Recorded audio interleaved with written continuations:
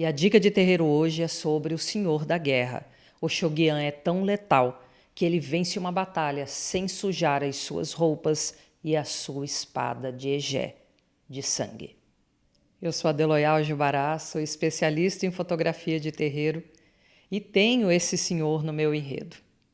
Mas eu só fui ter noção da grandeza de Oxoguian quando uma mais velha me disse: Oxoguian é aquele que diz quando uma guerra acaba e ela só termina quando ele ganha. Tem um entan de Oxoguian que eu gosto muito porque ele explica pra caramba o funcionamento de Oxoguian, assim como dos seus herdeiros e herdeiras, dos seus filhos e filhas. Nesse tan conta que Oxoguian nasceu da concha do Ibi, que é um caramujo. E desse processo nasce esse guerreiro sem a cabeça. E ele vaga pelo mundo sem compreender o porquê que ele estava ali. E de repente ele tromba com o orixá Ori no seu caminho. Ori se compadece do sofrimento de Oxoguian e se propõe a moldar para ele uma cabeça feita de inhame pilado. Oxoguian ficou muito feliz a princípio, mas ele percebeu que aquela cabeça branca de inhame pilado esquentava muito. E com o passar dos dias, ele foi entrando num sofrimento tremendo, porque ele acabava se irritando com muita facilidade, ele acabava ficando muito agressivo, muito violento. Ele entrava em contendas com uma velocidade muito maior do que antes e havia uma dor tão grande na cabeça e o tempo todo ele estava com aquele incômodo. Até que ele encontra Iku, a morte. E Iku se compadece também do sofrimento de Oxoguian e propõe a fazer para ele uma cabeça fria, uma cabeça preta, para poder aliviar aquele sentimento de cabeça muito quente. Oxoguian a princípio ficou meio receoso, mas ele já não estava suportando mais aquela cabeça tão quente. E aí ele aceitou a oferta de Iku. Realmente esfriou, mas esfriou demais. Oxoguian começou a ser perseguido pelas sombras da morte. Ele começou a ter aquelas sensações de uma tristeza muito profunda, depressivo, angustiado.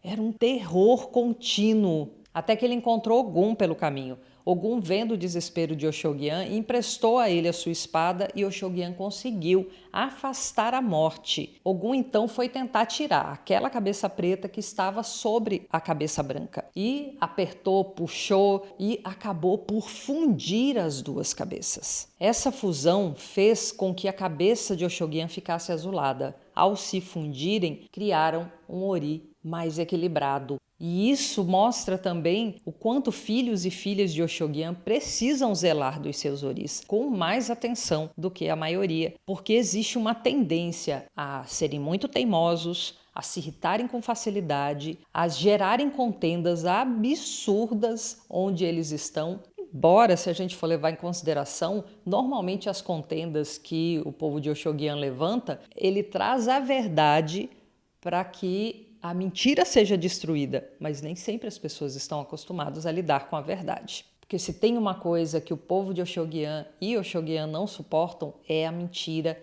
e é a coisa mal feita.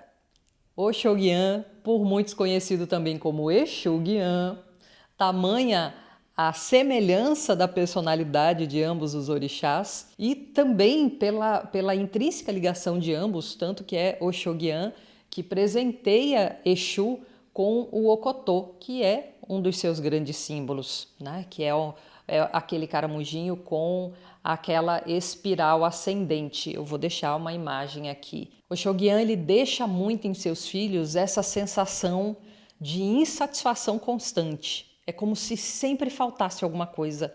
E uma busca por perfeição que muitas vezes é exaustiva. E uma coisa que eu acho muito interessante é que o Oxoguian, ele carrega com ele a maior parte das ferramentas de todos os orixás. Quando a gente faz uma correlação emocional disso, a gente faz uma analogia que filhos e filhas de Oxoguian têm inúmeros talentos e tem uma arma para cada uma das contendas, cada um dos obstáculos que eles enfrentam. Eles precisam se dar conta disso. É só se dar conta, vocês são incríveis. Oxoguian é o fluxo, a inquietação constante e o infinito recomeço. Ele odeia a letargia dos incompetentes. Ele evidencia e deixa claro para todo mundo ver as estruturas falidas que não poderão sustentar a construção de algo real. Tudo que é fake, tudo que é mentira, o Oxoguian põe por terra. Então você que convive com um filho, com uma filha de Oxoguian, tenha paciência com a autoexigência e com a exigência exacerbada de perfeição que eles têm. Eles puxaram ao Pai, aquele que infinitamente recomeça sempre que for necessário, até que aquilo esteja bom o suficiente aos seus olhos, aquele que cria estratégias contínuas para vencer a si mesmo. Epa, guerreiro, epa, babá.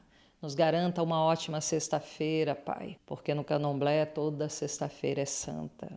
Vou deixar com vocês um videozinho feito nesses candomblés da vida, em que eu tenho o privilégio de receber um abraço do Oxoguian de Babá Marcos Neves. É um presente sempre.